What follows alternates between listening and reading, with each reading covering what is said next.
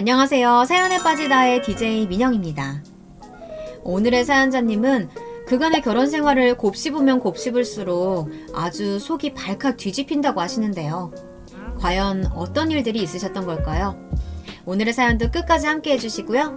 그럼 오늘의 이야기 함께 시작해 볼게요.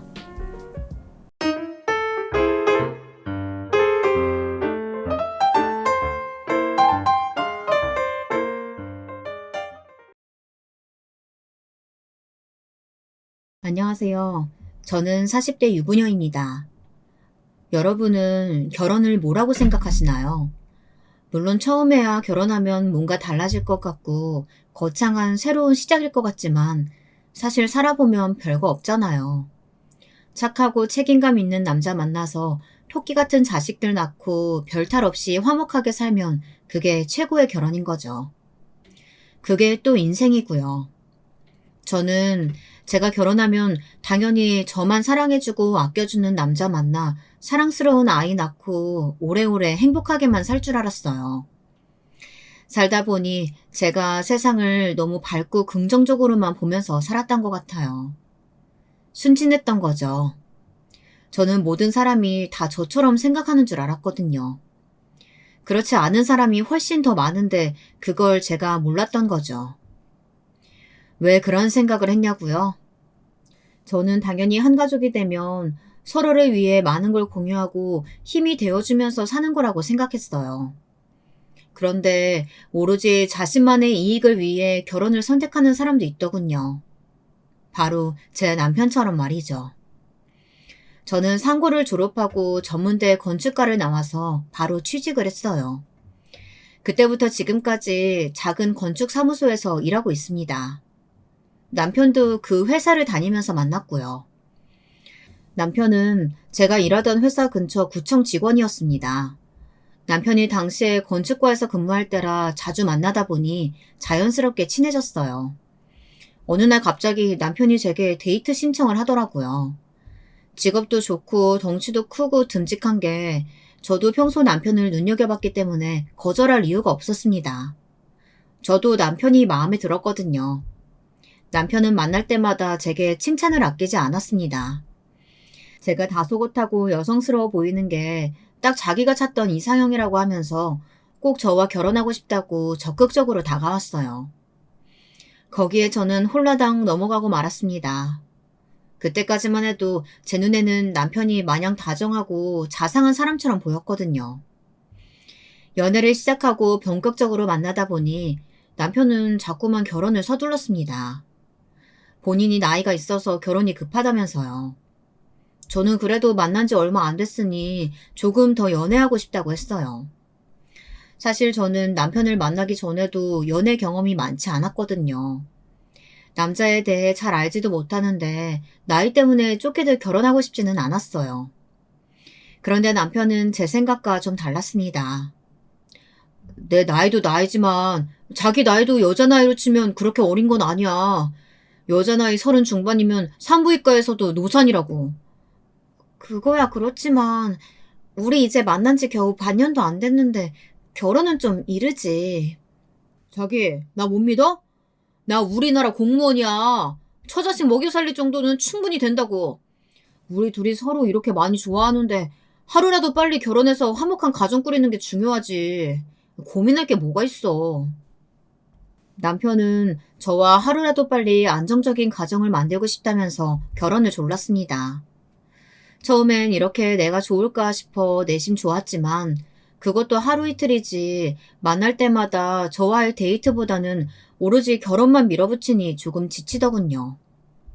저도 좋게 좋게 타일러서 조금 더 생각해보자고 말을 돌렸어요. 저도 결혼한다면 남편과 하고 싶었으니까요. 그런데 남편은 거기서 포기하지 않고 계속해서 문을 두드렸습니다. 방법을 계속 바꿔가면서요. 자기야, 나 어머니 일찍 돌아가시고 중학교 때부터 아버지랑 둘이서만 살아온 거 알지? 남자 둘이 산다는 게 말처럼 쉬운 일이 아니야. 나 정말 지금까지 아버지랑 둘이 사는 거 너무 힘들었어. 자기 지금까지 힘들었던 거야 내가 잘 알지. 지방으로 일하러 다니시기 바빴던 아버지께서 일 때문에 집을 많이 비우셨기 때문에 혼자일 때가 정말 많았대요. 그래서 언제나 안정적인 가정을 꿈꿨답니다. 평생 외롭게만 살아온 내 앞에 자기처럼 좋은 여자가 딱 나타났는데 내가 어떻게 포기를 할 수가 있겠어. 자기만 내 옆에 있어주면 난 뭐든지 다 할 수 있을 것 같아. 남편은 제 손을 꼭 붙잡고 애절하게 말했습니다. 그때는 한창 눈에 콩깍지가 씌어있을 때라 몰랐어요. 오로지 남편이 안쓰럽다고만 생각했거든요. 어린 남자애가 엄마도 없이 무뚝뚝한 아버지와 살면서 얼마나 힘든 일이 많았을까 싶더라고요. 제가 너무 순진했습니다. 급하게 서두를 때 그때 알았어야 했어요. 남편이 저와 왜 결혼하고 싶어 하는지에 대해서 확실히 의심해 봤어야 했습니다. 어떻게 보면 제가 참 세상 물정을 몰랐던 것 같아요. 그럴 수밖에 없었던 게 저는 집에서 늦둥이에요. 저희 부모님께서 저를 40 넘어 낳으셔서 부모님뿐만 아니라 언니 오빠에게까지 엄청난 과잉 보호를 받으면서 자랐어요. 그러다 보니 세상 모든 게 다 아름답고 투명하게만 보였습니다. 바보처럼 눈에 보이는 게 전부라고 생각했어요. 남편은 결혼하면 당연히 시아버지와 함께 사는 거로 생각했어요. 아버지를 혼자 두고 분가해서 산다는 건 꿈에도 생각해 본 적이 없다네요. 저는 남편을 이해해 보려고 노력했습니다. 결혼이라는 게 각자 환경이 많이 다른 두 사람이 만나 함께 사는 거잖아요. 그럼 당연히 서로 이해할 수 없는 부분이 있을 수밖에 없겠구나. 이렇게 생각했어요.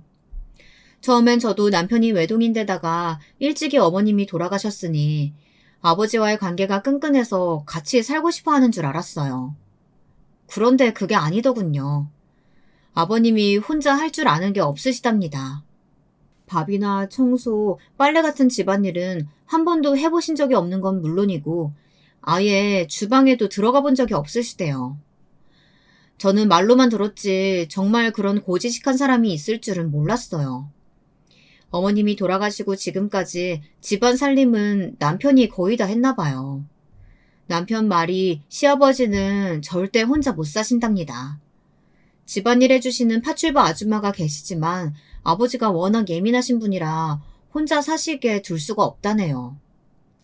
저는 그제야 정신이 번쩍 들더라고요. 남편 말을 들으면 들을수록 제 상식으로는 이해가 되질 않아서요.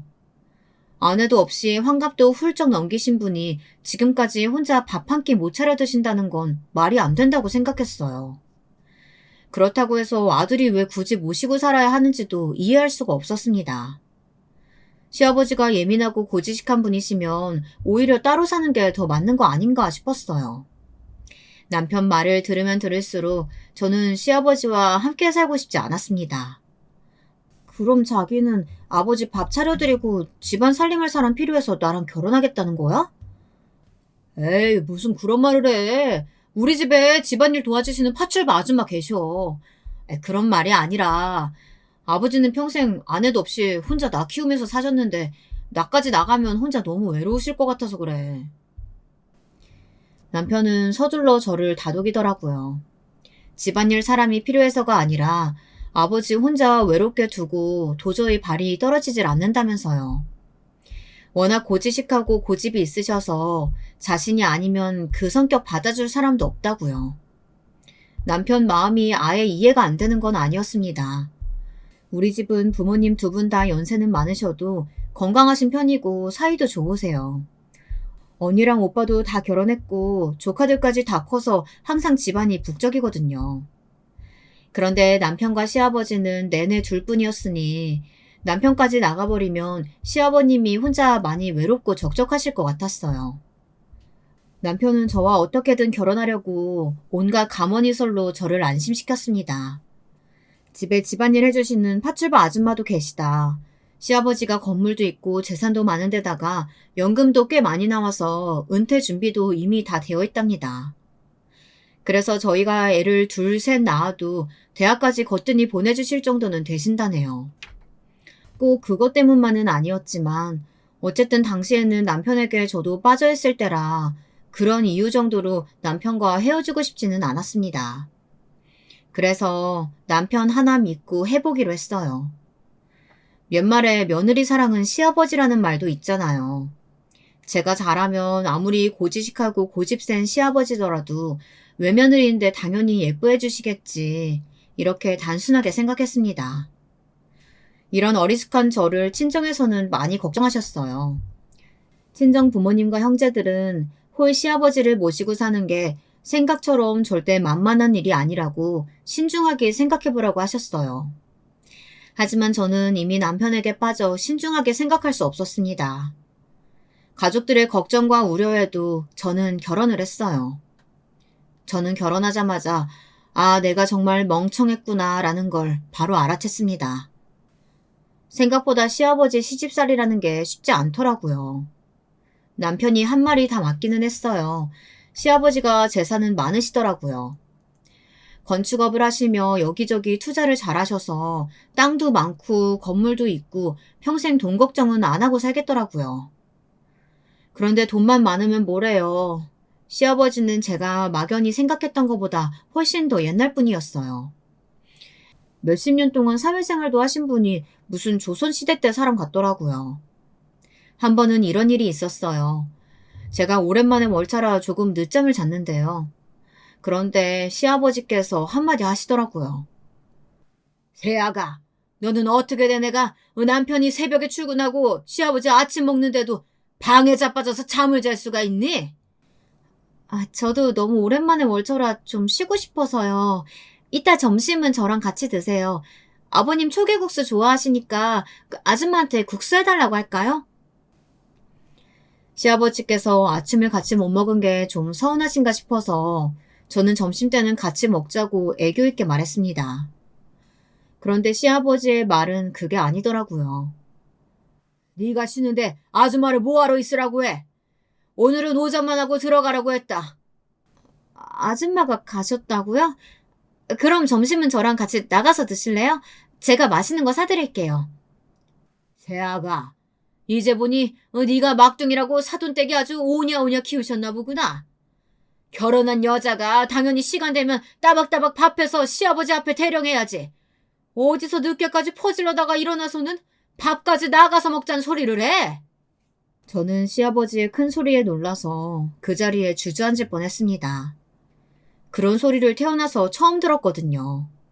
물론 제가 늑둥이 막내로 귀여움만 받으며 오냐오냐 자란 건 맞지만 시아버지 말처럼 아예 사리분별 못하는 모질이는 아니에요. 평소 회사 일이 많아 매일 야근이라 집에 와서도 잠만 자고 그러고 출근했어요. 주말이면 집에 시아버지가 계시니 눈치 보여서 제대로 쉬지도 못하고요.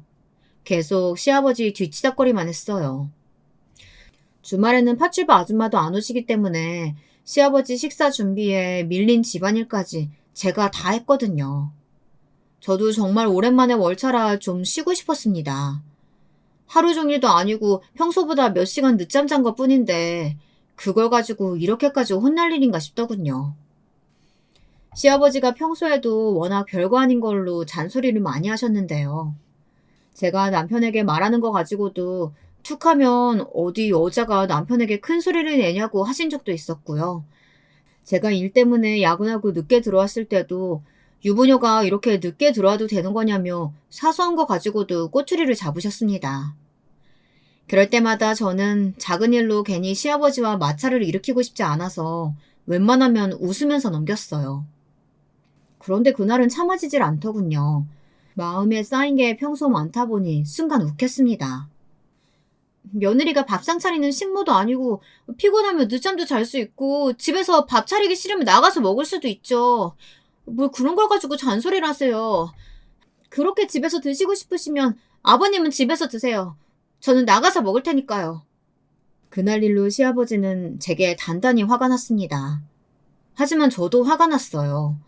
저는 그대로 집을 나와 혼자 밥을 먹고 저녁 때가 다 돼서 들어갔어요. 시아버지의 얼굴을 보기 싫어서요. 그런데 웬일로 남편이 집에 일찍 들어와 있더라고요. 알고 보니 시아버지가 남편에게 전화해서 제가 시아버지 밥도 안 차려주고 혼자 나가서 먹겠다고 나가버렸다고 했다네요. 물론 시아버지 말이 다 틀린 건 아닙니다. 제가 시아버지 말에 화가 나서 밖에 나가 혼자 밥을 먹고 들어온 건 맞으니까요. 아무리 그래도 아줌마도 없는데 아버지 혼자 두고 나가버리면 어떡해. 남편 말도 어이가 없었습니다. 남편은 무슨 시아버지가 갓난아기라도 되는 것처럼 굴더군요. 이제 막 결혼한 며느리한테 매일 당연하게 밥상 차리라고 하는 게 말이 돼? 나도 결혼 전에는 밥상 한번 차려본 적 없었어. 그런데도 나는 지금까지 항상 아버님 밥 차려드렸었잖아. 딱 오늘 하루 늦잠 좀 잔 건데 내가 그거 가지고 우리 부모님 험담까지 들어야겠어? 지금까지 시아버지 때문에 스트레스 받고 화가 나는 일이 있어도 남편에게 일절 이야기한 적이 없었습니다. 결혼 전에 남편이 시아버지에 대해 이야기하기도 했고 저도 어느 정도는 감수하고 결혼한 거였으니까요. 하지만 시아버지도 시아버지였지만 남편에게도 서운했어요. 저는 그래도 시아버지 앞에서가 아닌 저와 있을 때는 제 편을 들어줄 줄 알았거든요. 그런데 아니더군요. 우리 아버지가 물론 옛날 사람이긴 하지만 많은 거 바라시는 거 아니잖아. 하루에 고작 몇 끼 먹는 거 그것 좀 차려달라는 건데 그걸 가지고 뭘 그렇게 화를 내냐? 남편은 시아버지는 절대 변하지 않는 사람으로 이미 그렇게 정해놨더라고요. 그래서 자식인 우리가 맞춰드려야 하는 대상으로 여겨야 한다고 생각했어요. 저는 시간이 갈수록 답답했습니다. 제가 생각한 결혼 생활은 이런 게 아니었거든요. 모르는 친구들은 시어머니가 없으니 시집살이 안 하고 부잣집에 시집가 편하게 사는 줄 알지만요. 전혀 아니었습니다.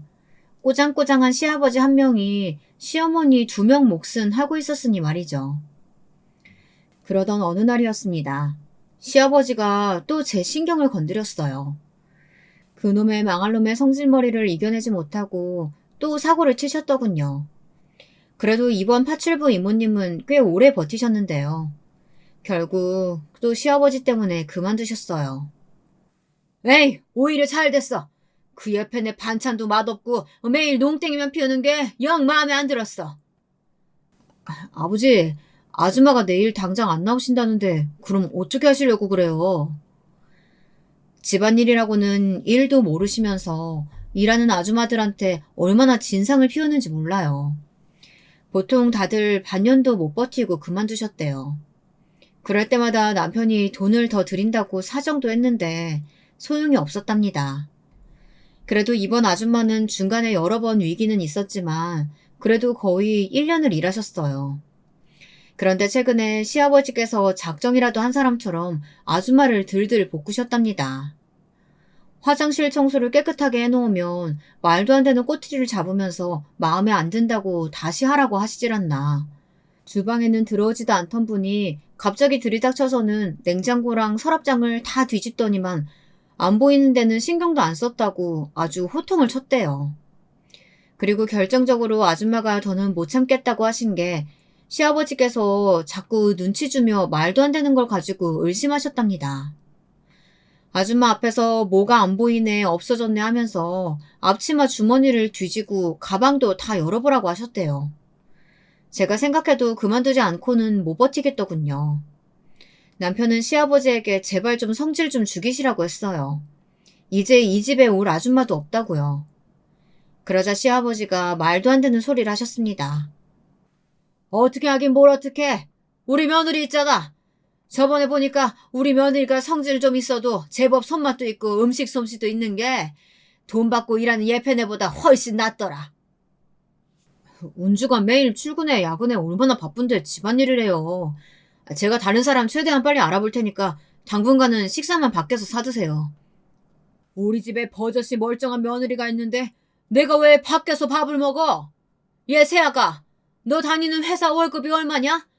그 돈 내가 줄 테니까 그냥 일 그만두고 집에서 살림이나 해라.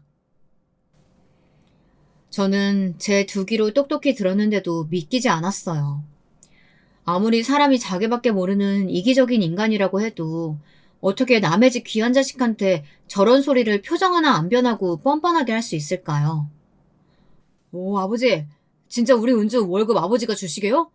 그럼 완전 좋죠. 그치 여보? 좋지? 시아버지의 말에 입이 쩍 벌어져 다물지를 못하고 있던 저는 남편의 말에 또 한 번 입이 벌어졌습니다. 제 남편이지만 어떻게 저렇게 철딱서니가 없을 수 있을까요? 저는 순간 너무 화가 나서 눈물이 왈칵 쏟아질 것 같았습니다. 당신 지금 이게 웃을 일이야? 내가 멀쩡한 내 직장 놔두고 왜 아버님한테 돈을 받아? 아버님, 저 절대 일 그만둘 생각 없으니까 농담으로라도 그런 소리 하지 마세요. 저는 그대로 소리를 버럭 지르고 문을 쾅 닫고 나와버렸어요. 저도 참을 만큼 참았습니다. 시아버지는 물론이고 남편 얼굴도 보고 싶지 않았어요. 저는 그대로 친정으로 와버렸습니다. 항상 제 걱정만 하시는 부모님에게 걱정을 끼치고 싶지 않아서 지금까지 시아버지에 대해 답답한 게 있어도 친정에 이야기한 적이 한 번도 없었어요. 그런데 말을 해야겠더라고요. 저는 그 집에 가고 싶지 않아서요. 너무 서럽고 화가 나서 가만히 참고 있을 수가 없었습니다.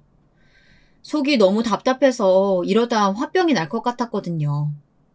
제 이야기에 친정 식구들은 모두 화가 났습니다. 그래서 저희 오빠가 남편에게 전화를 했나 봐요.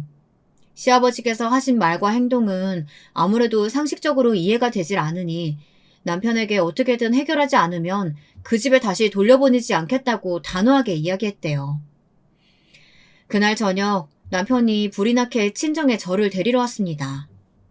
남편을 보자마자 친정 부모님과 오빠는 실망스러운 표정을 감출 수가 없었어요. 내가 바깥 사돈보다 10살이나 많은데도 나는 지금도 내가 아침밥 차려 먹고 가게 나가. 지금이 어떤 시대인데 남자니 여자니 그런 고리타분한 소리를 하고 그래? 장인어른 걱정하시게 해서 죄송합니다. 제가 아버지한테 다시 한번 잘 말씀드릴게요. 잘 말씀드리는 거 가지고는 되지도 않아. 은지가 자네 믿고 결혼한 거지. 고집불통 시아버지 모시겠다고 시집 간 건 아니지 않나. 한 번만 더 내 딸내미 눈에 눈물 뺐다가는 그 길로 우리 은주 데리고 올 거니까 그런 줄 알게. 네, 알겠습니다, 장모님. 아버지가 또 그러시면 제가 책임지고 은주 데리고 분가하겠습니다. 저는 당장은 그 집에 돌아가고 싶진 않았지만 그래도 친정부모님께서 단호하게 경고를 날려주신 덕분에 남편 입에서 처음으로 분가 이야기가 나왔습니다. 절대 시아버지만 두고 나올 수 있는 사람이 아닌데 그래도 많은 발전이라고 생각했어요. 집에 돌아오는 차 안에서 남편도 제게 진심으로 사과하더라고요. 자기 아버지 성격이 보통이 아니라 며느리가 힘들 걸 뻔히 알면서도 자기가 이래저래 바쁘다는 핑계로 저를 돌보지 못했다며 웬일로 미안하다고 했어요. 그리고 시아버지에게도 이번엔 확실하게 이야기하겠다네요. 집에서 일하시는 분들도 괴롭히지 말고 제가 마음 상할 말도 가려서 하시라고요. 그래도 남편이 그렇게까지 말해준 건 처음이라 저도 한 번 더 남편을 믿어보기로 했습니다. 그런데 사람이 어디 그렇게 쉽게 변하나요? 남편이 말을 했는데도 시아버지는 그전과 똑같았습니다. 오히려 더 하시면 더 하시는 것 같았어요. 이제는 아예 툭 하면 2층에 올라오셨어요. 2층 부부 방이나 제 옷장을 마음대로 열어보시면서 살림 솜씨가 좋네 어쩌네 이런 이상한 소리를 하시더니 어디서 또 무슨 소리를 들으셨는지 시비를 거시더군요. 내가 알아보니까 너 월급으로 한 300도 못 받는다면서 매일 새벽에 나가서 저녁 때나 돼야 들어오면서 그거 받을 바엔 그냥 때려치우지 그래. 네? 아버님, 돈도 돈이지만 제가 그래도 대학 졸업하고 이 회사에서만 10년 넘게 일했어요. 저번에도 말씀드렸다시피 저는 일 그만둘 생각 없습니다. 도대체 왜 저러는 걸까요? 어쩜 저렇게 사람 기분 나쁜 말만 골라서 하시는지 모르겠습니다. 저는 말 한마디 한마디마다 다 기분이 상했어요. 큰 회사는 아니지만 그래도 제가 지금까지 한 직장을 10년 넘게 다니면서 나름대로 자부심이라는 게 있었습니다. 그런데 시아버지께서는 제가 하는 일을 무시하는 것도 모자라서 돈을 가지고 저를 주저앉히려고 하시는 게 너무 싫었어요. 제게 돈을 준다는 걸 보면 평소 파출마 아줌마를 쓰는 게 돈이 아까워서 그러는 것도 아닐 텐데 왜 자꾸만 일을 그만두게 하시려는 건지 모르겠습니다. 그런데 시아버지는 다른 생각이 있으셨어요. 네 나이도 있는데 매일 그렇게 힘들게 일해서 애가 생기겠니? 내가 앞으로 꼬박꼬박 너한테 한 달에 300씩 그렇게 월급 줄 테니까 일 그만두고 집에서 얌전히 애나 만들어. 네, 맞습니다. 시아버지는 하루라도 빨리 손주가 보고 싶어서 그러시는 거였어요. 제가 나이도 있는데 일 때문에 매일 바쁘게 지내다 보니 애가 안 생긴다고 생각하시는 것 같아요. 물론 이해 못하는 건 아닙니다. 손이 귀한 집안이니 하루라도 빨리 귀여운 손주를 보고 싶으시겠죠. 하지만 시아버지가 시키는 대로 제가 한다고 해서 아이가 덜컥 생기는 건 아니잖아요. 저와 남편도 나름대로 노력을 하고 있었고, 더군다나 아직 생기지도 않은 아이 때문에 벌써 일까지 그만둔다는 건 제게 있을 수 없는 일이었습니다. 저는 그날 또 남편과 다퉜습니다. 이제는 시아버지께서 아이를 낳아라 닭달까지 하시니 너무 힘들다고 한 소리를 했는데요. 제 편을 들어줄 줄 알았던 남편이 오히려 저를 다그치더라고요. 자기야말로 너무 태평한 거 아니야? 우리 둘 다 마흔인데 아버지야 걱정하시는 게 당연하지. 제가 이상한 걸까요? 저는 제 말에 전혀 공감해주지 못하는 남편이 너무 미웠습니다. 항상 이 집에서는 뭔가 존중받지 못하고 있다는 느낌을 강하게 받았어요. 아이가 안 생기는 게 내 일 때문은 아니잖아. 그리고 당신도 일이고 취미생활이고 바빠서 집에도 잘 안 들어오면서 뭐가 그렇게 당당해? 나랑 당신이랑 같아? 나 공무원이야. 나랏밥 먹는 사람이라고. 구청에서 매일 윗사람들 눈치 보고 비위 맞추면서 너 그렇게 살아남기가 얼마나 힘든 줄 알아? 나처럼 여기저기 따라다니면서 미리미리 점수 따놔야 그래야 정년까지 편하게 버티는 거라고. 그 부모의 그 자식이지 다를 게 뭐 있겠습니까? 살다 보니 남편도 자기 아버지랑 똑같더군요. 남편도 정말 자기밖에 모르는 사람이었습니다. 성격도 불같이 급했어요.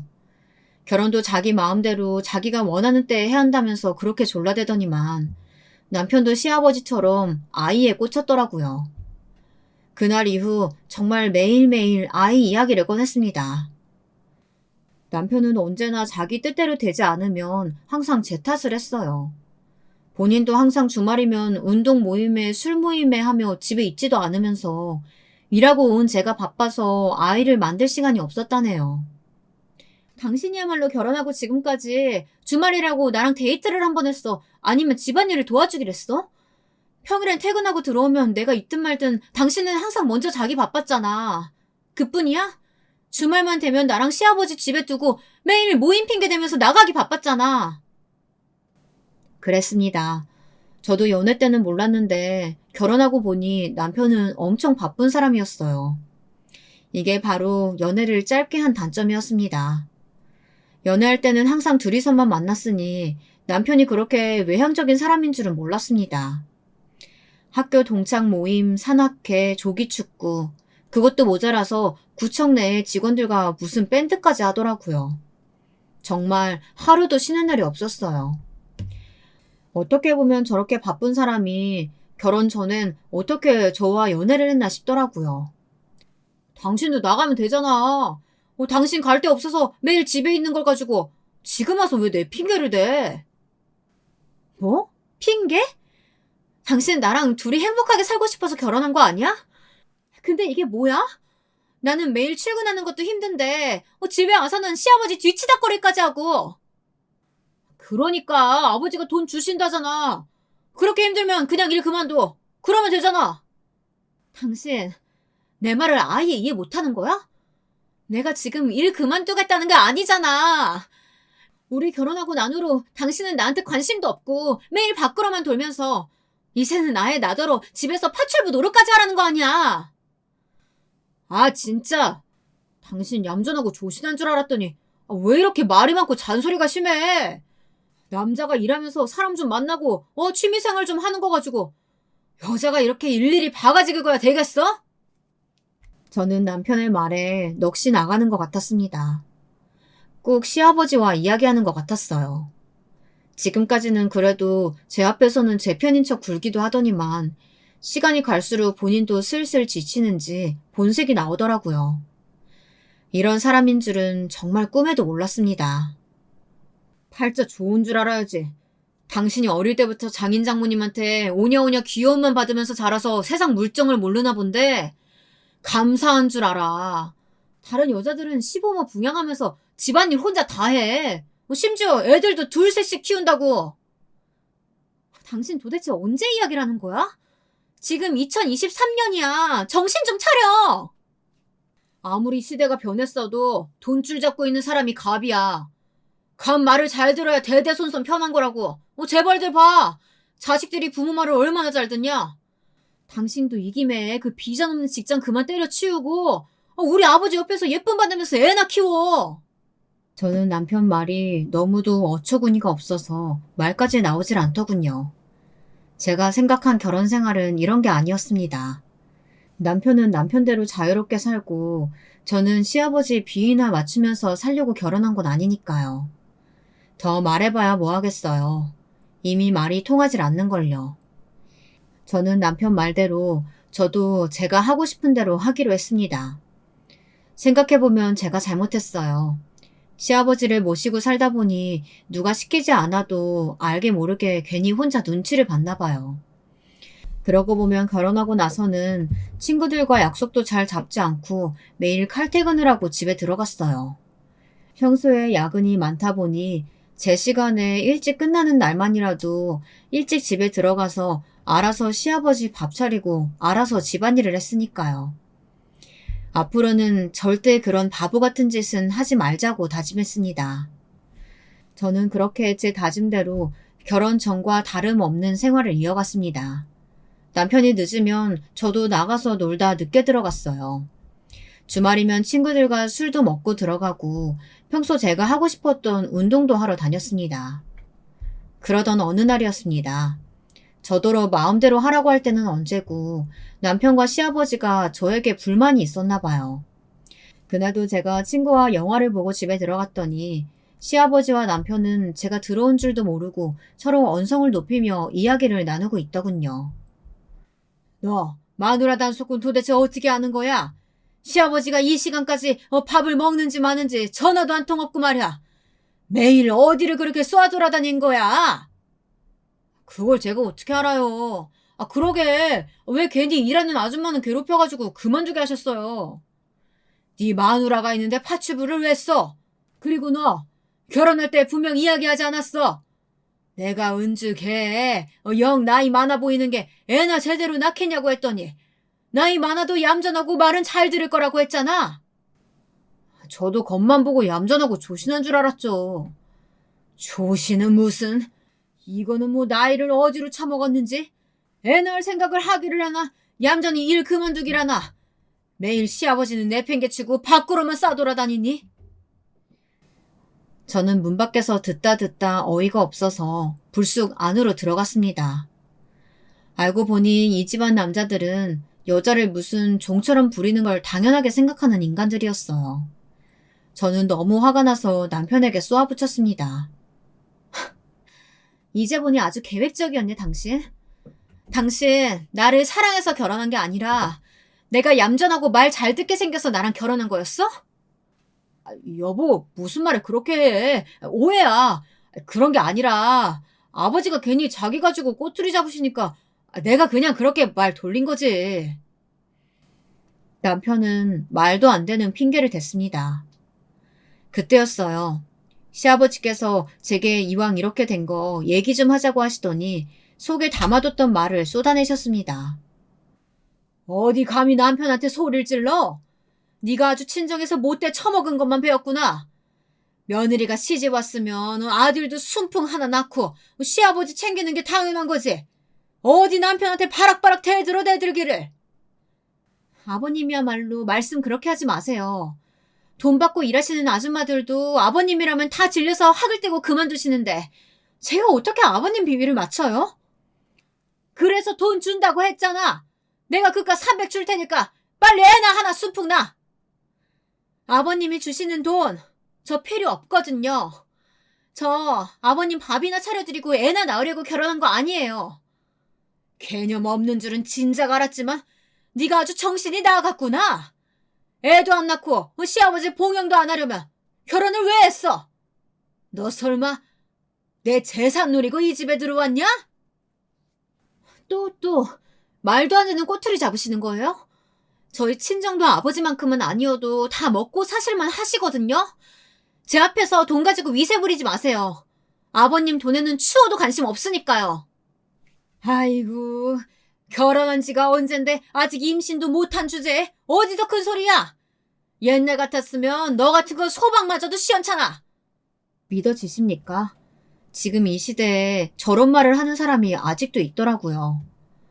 저는 너무 답답하고 억울해서 속이 바짝바짝 타는 것 같았습니다. 더 싫은 건 바로 남편이었어요. 자기 아버지가 저런 말도 안 되는 소리를 하는데도 가만히 듣고만 있더군요. 저는 그날 이후 반포기 상태였습니다. 이 결혼 생활을 어떻게 해야 하나 막막하기만 했습니다. 머리로는 당연히 이혼이 답이라고 생각했지만 막상 실행에 옮기기가 쉽지가 않았어요. 그런데 제 갈팡질팡하는 마음에 화르르 불씨를 붙인 일이 생겼습니다. 글쎄 지금까지의 일은 시작에 불과했어요. 시아버지가 제게 했던 일은 아무것도 아니었습니다. 글쎄 남편한테 여자가 있었어요. 그것도 아주 오래 전부터 말이죠.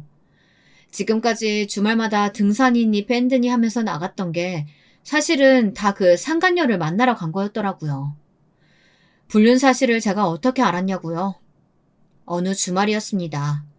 그날도 어김없이 남편은 구청 직원들 핑계를 대며 아침 일찍 나갔어요. 밴드 연습을 한다고요. 저는 그러려니 했습니다.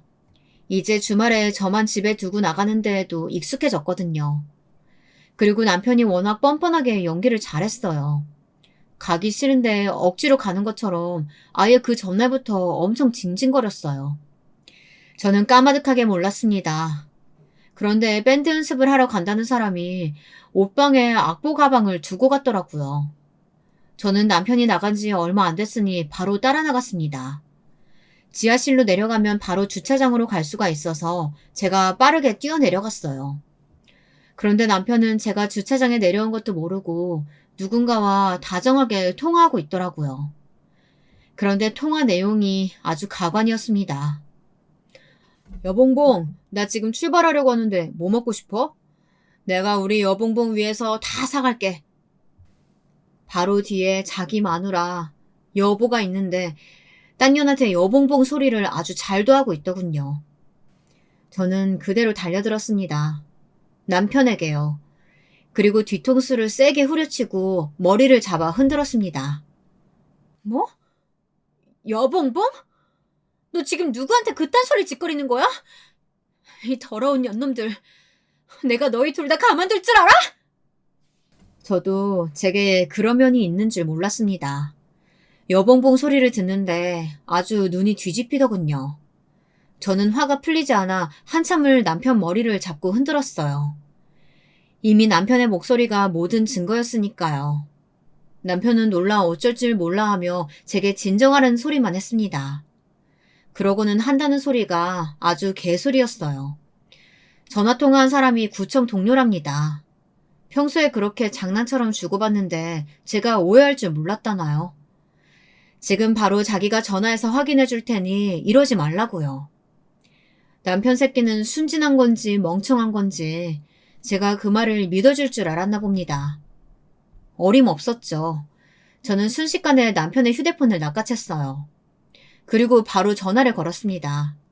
그러자 전화를 바로 받더군요. 자기야, 왜 그래? 그렇게 전화 끊으면 너무 걱정되잖아. 무슨 일 있어? 설마 자기 마누라 옆에 있어? 여봉봉 씨, 너 딱 걸렸어. 내가 너 머리털 다 뽑아버릴 거니까 거기서 딱 기다려. 저는 그대로 남편 휴대폰을 제 주머니에 넣었습니다. 남편은 노발대발 아주 난리가 났죠. 자기 휴대폰을 왜 가져가냐고요. 저는 절대 돌려줄 생각이 없었습니다.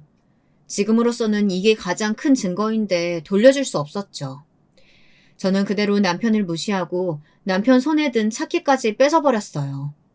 그대로 차를 뺏어 타고 집을 나왔습니다. 뒤에서 한참을 남편이 쫓아왔지만 당연히 소용없었죠. 저는 동네를 벗어나자마자 갓길에 차를 주차하고 급한 대로 남편 휴대폰 안에 사진이며 메시지 내용을 다 확인했습니다. 그러고는 이상한 내용은 모두 다 제 휴대폰으로 옮겼습니다. 멍청한 게 아주 증거를 그대로 다 남겨놨더군요. 그날 밤 밴드 연습 간다던 남편은 집에 그대로 있었어요. 저를 보더니 소리를 지르고 아주 난리를 쳤습니다. 와, 내가 아버지 말씀 들었어야 되는데 내가 사람을 잘못 봤다. 내가 어쩌다 너 같은 거랑 결혼을 했냐? 남편은 아예 적반하장으로 나가기로 했나 봅니다. 자기 잘못을 모르고 아주 뻔뻔하게 나왔어요. 누가 할 소리를 하고 있어? 너 내가 이대로 당하고만 있을 것 같아? 기다려. 내가 아주 너랑 그 상간녀년 둘 다 고소해서 가만히 안 둘 거니까. 아이고 촌스럽게. 누가 요즘 상간년이 간통이니 그런 걸 가지고 고소를 하냐? 서로 싫으면 그냥 헤어지는 거지. 나 너처럼 무식한 여자랑은 하루도 못 사니까 하루빨리 이 집에서 나가. 알았어? 웃기고 있네. 방귀 낀 놈이 성낸다더니 네가 아주 쪽팔린 줄을 모르는구나. 남편은 제게 나가라고 했지만 저는 한 발짝도 움직이지 않았어요. 아직 밝혀내야 할 게 많은데 제가 뭐하러 나가겠어요. 그러자 남편 이 자식이 답답했는지 며칠을 씩씩거리더니만 결국 자기가 짐을 싸서 제 발로 나가버렸습니다. 그렇게 나가버린 남편은 정말 집에 들어오질 않았습니다. 사실 들어오든지 말든지 중요하지는 않았어요. 그런데 이상한 게 하나 있었어요. 바로 시아버지의 반응이었습니다. 벌써 며칠이나 남편이 집에 들어오질 않았는데 남편에 대해 일절 묻지 않으시더라고요. 마치 남편이 어디 있는지 아는 사람처럼요. 저는 아무래도 이상해서 시아버지에게 물었습니다. 혹시 남편이 아버님에게는 따로 연락을 했나 해서요. 저와는 아예 연락이 안 된다고 했죠. 그러자 시아버지께서는 어물쩍 괜히 말을 돌리더니 또 제 탓을 하시더라고요. 여자가 집에서 매일 악다군 있으면서 남편 잡아먹으려고 하니까 결국은 내 아들이 못 버티고 딴 생각이 든 거지. 아무리 아버님 자식이라도 그렇지. 지금까지 제가 차려드린 밥상 받으시고 제가 빨아들인 속옷 입으시면서 어떻게 매번 그렇게 아들 편만 드세요? 아들이 밖에서 상간녀까지 만들어놨다가 걸렸는데 아버지로서 따끔하게 혼을 내셔야지. 그러시면 돼요? 아이고 말하는 것 좀 봐라. 너처럼 사근사근한 맛 없는 마누라가 집에서 불 켜고 기다리고 있으면 나라도 무서워서 안 들어오겠다. 바람을 피운 것도 집을 나간 것도 다 거지 같은 남편이 잘못한 일인데 시아버지는 매번 저를 볼 때마다 싫은 소리만 해대면서 남편 편만 들었습니다. 저야 이미 남편에게 정이 떨어질 대로 떨어졌으니 이대로 이혼하고 집을 나가면 그만이었습니다. 하지만 제 걱정은 다른 것이었어요. 연세 많으신 저희 친정 부모님이 많이 속상해하실 테니까요. 안 그래도 제가 아이를 못 가져 부부 사이가 안 좋아지거나 시아버지에게 구박이라도 받을까봐 항상 걱정하셨는데 이혼까지 한다고 하면 많이 힘들어하실 거예요. 거기다가 그대로 남편은 연락도 안 되고 아예 종적을 감췄으니 어떻게 해야 하나 고민이 많았습니다. 어떻게 보면 아이라도 없으니 다행이죠. 괜히 애라도 하나 있으면 저런 인간이 아버지라고 상종하면 그게 더 힘드니까요. 그러던 중에 하루는 시아버지께서 저를 부르셨습니다. 이상하게도 평소와 달리 굉장히 나긋한 목소리로 제게 말씀하셨어요. 네 말이 맞다. 내가 너한테 지금까지 너무했어. 저는 제 두 귀로 듣고도 믿기지 않았어요. 자기 아들밖에 모르는 고지식한 양반이 웬일로 제게 사과를 하나 싶어서요. 너랑 내가 그래도 지금까지 시애비랑 며느리 사이로 몇 년을 함께 한 집에서 살면서 네가 내 아들보다 나를 더 살뜰하게 보살피고 챙겼는데 내가 못나서 내 아들 편만 들었다. 자, 이거 받아라. 내가 너한테 주는 거야. 저는 아무래도 시아버지의 행동이 이상해서 어안이 벙벙한 채 눈을 꿈뻑이고 있었습니다. 글쎄 제게 통장 하나를 건네시더라고요. 자그마치 1억이 든 통장을 말이죠. 통장 비밀번호는 네 생일이야. 내가 도무지 미안해서 네 얼굴 볼 낯이 없구나. 이건 내가 너무 미안해서 주는 거니까 편하게 받고 못난 내 아들 새끼 잊어버려. 나야 이대로 너 보내는 게 안타깝지만 너를 생각하면 지금이라도 놔주는 게 맞지. 앞으로는 네 인생 살아라. 시아버지는 온갖 폼이란 똥폼은 다 잡으면서 심각한 척 저를 이대로 보내긴 너무 아깝다는 개소리를 하시더라고요. 그 순간 분명 알았어요. 이건 절대 진심일 리가 없다. 제가 아무리 멍청하고 순진해도 시아버지와 함께 산 세월이 있어요. 누구보다 시아버지에 대해서는 제가 잘 알았습니다. 무슨 일이 있어도 제게 저런 소리 하실 분이 아니었습니다. 저는 아무래도 미심쩍어서 시아버지를 미행했습니다. 얼마 전부터 시아버지가 한 번씩 산책을 간다며 늦은 시간 나가시는 걸 봤어요. 평소 무릎이 워낙 안 좋으셔서 집 앞에 잠깐 나가는 것도 싫어하시던 분이 너무 자주 나가시니 아무래도 이상했거든요. 그런데 역시나 여자의 촉이란 무시 못하는 거더군요. 잠깐 산책 간다던 시아버지는 택시까지 타고 이동을 하더니 당신의 명의로 된 건물 앞에서 내리셨어요. 저도 급하게 택시에서 내려 시아버지 뒤를 바짝 쫓았습니다. 제 예상이 맞았습니다. 시아버지는 남편이 어디에 있는지 알고 있었어요. 그냥 아는 정도가 아니라 어쩌면 시아버지가 남편을 숨겨준 걸지도 모르겠더군요. 시아버지의 건물 안에는 오피스텔로 사용하는 층이 몇 개 있었는데요. 딱 거기서 내린 시아버지가 한 오피스텔 앞에 멈추더니 벨을 누르더군요. 그리고 그 안에서 남편이 문을 열고 나왔어요. 저는 앞뒤 생각할 거 없이 남편의 멱살이라도 잡으려고 곧장 그 집으로 향했습니다. 그런데 그때였어요. 어머, 아버님 오셨어요? 정말 커다란 방망이로 머리를 세게 두들겨 맞은 것 같았습니다. 며칠 동안 종적을 감췄던 남편이 그 집에서 나오는 것만으로도 저는 뒷골이 세게 당겼는데 글쎄 그 상간녀년이 남편 뒤에서 나타나더라고요. 그것도 시아버지에게 온갖 애교를 떨며 아버님이라고 부르면서요. 저는 피가 거꾸로 솟는 것 같았습니다. 이 망할 놈의 년놈들이 아예 살림까지 차린 거였어요. 저는 그대로 돌진했습니다. 생각할 것도 없이 바로 그 상간녀년의 머리채를 잡았습니다. 이것도 할수록 기술이 느는지 한번 남편 머리채를 잡아봤다고 단번에 제 손에 착 감기더군요. 뭐? 아버님? 누가 네 아버님이야? 여보, 왜 이래? 진정해. 진정? 내가 지금 진정하게 생겼어? 이 여우 같은 년이 남의 남편 데려다가 바람 피운 것도 모자라서 감히 살림을 차려? 그때였습니다. 저는 남편이 바람 피운 게 최악의 상황이라고 생각했는데 더한 상황도 있더군요. 너 그 손 못 놔?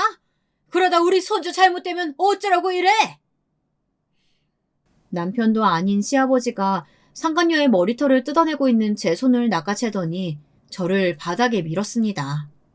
글쎄 저 거지 같은 상간녀 뱃속에 이미 제 남편의 아기가 자라고 있다네요. 남편과 상간녀만으로도 가슴이 찢어지는 것 같았지만 더 큰 상처는 시아버지였습니다.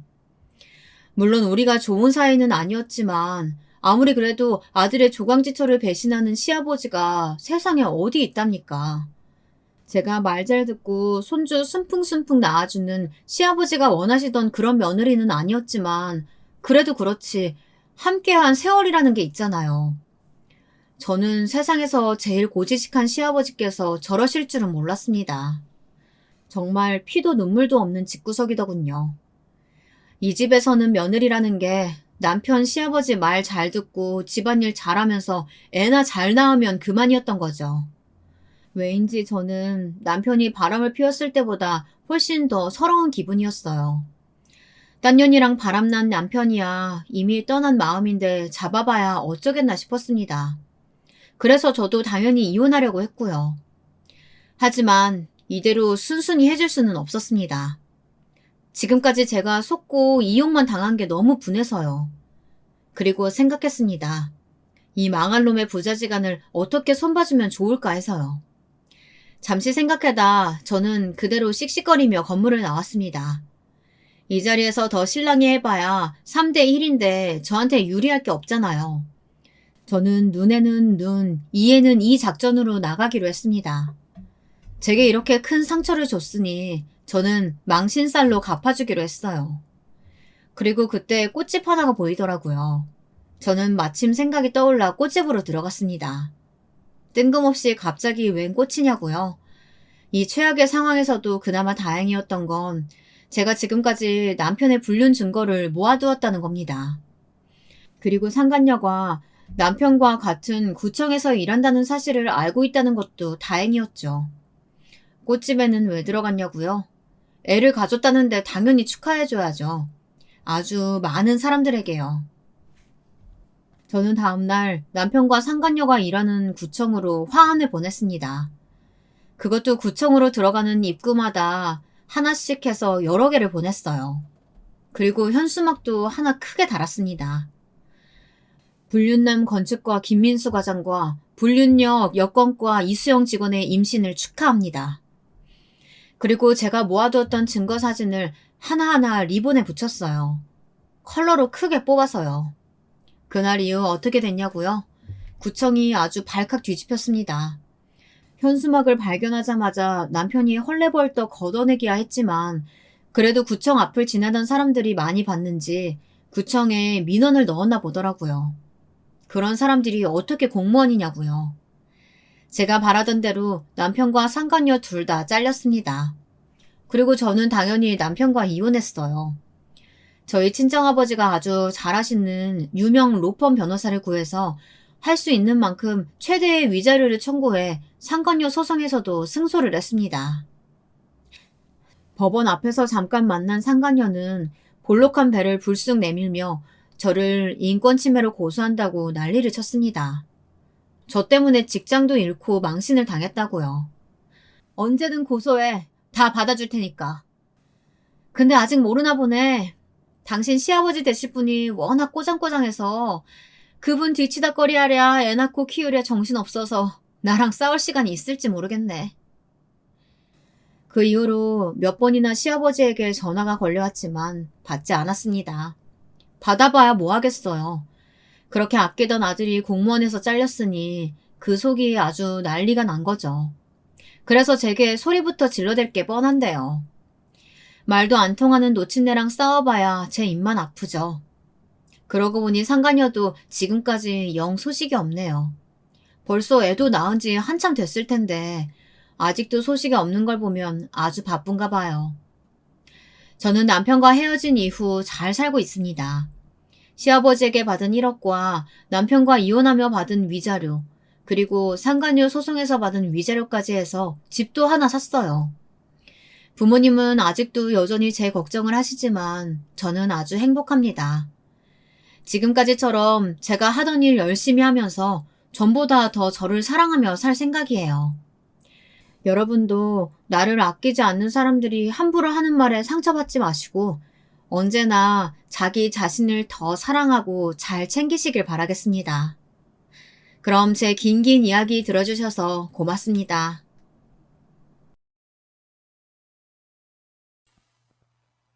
안녕하세요. 저는 지금 경기도에 살고 있는 31살 직장인 여자입니다. 올해가 벌써 2달이 지나가고 있네요. 작년에 정말이지 다신 없을 다사다난한 해를 보낸 터라 지금의 평화로운 시간들이 참 감사하게 느껴집니다. 다신 기억하고 싶지 않다가도 저희 가족에게 꼭 필요했던 그때의 일을 지금 이렇게 사연으로 전해보려고 합니다. 주로 주위에서 직접 전해 들은 이야기를 제가 다시 또 전하는 거라 말이 좀 어색할 수도 있는 점 양해 부탁드려요. 덧붙여 길고 긴 저의 사연을 읽어주셔서 감사하단 말씀도 미리 전할게요. 간단히 소개부터 하자면 저희 가족은 부모님과 남동생, 저 이렇게 살고 있어요. 아빠는 카센터 일을 하다 지금은 버스 운전기사를 하고 계시고 엄마는 음식점에서 일하고 계세요. 남동생은 군대에 가 있고 저는 일반 사무직으로 일하는 중이고요. 특별할 것 없이 저희 가족도 다른 집들처럼 각자의 자리에서 열심히 살아가는 평범한 사람들이에요. 저녁마다 모여서 TV를 보며 하루를 마무리하고 서로 하루 중에 힘들었던 일을 아주 짧게나마 공유하며 기념일이 있으면 근처 가게에서 소박하게 외식을 하는 그런 가족이요. 지금은 저와 동생도 본인 밥벌이들 하고 부모님 일도 안정화되면서 그런 대로 먹고 살만해졌지만 사실 10여 년 전까지만 해도 형편이 굉장히 어려웠어요. 집에서 유일하게 일을 하던 아빠의 카센터 일이 어려워지면서 갑자기 가세가 기울었거든요.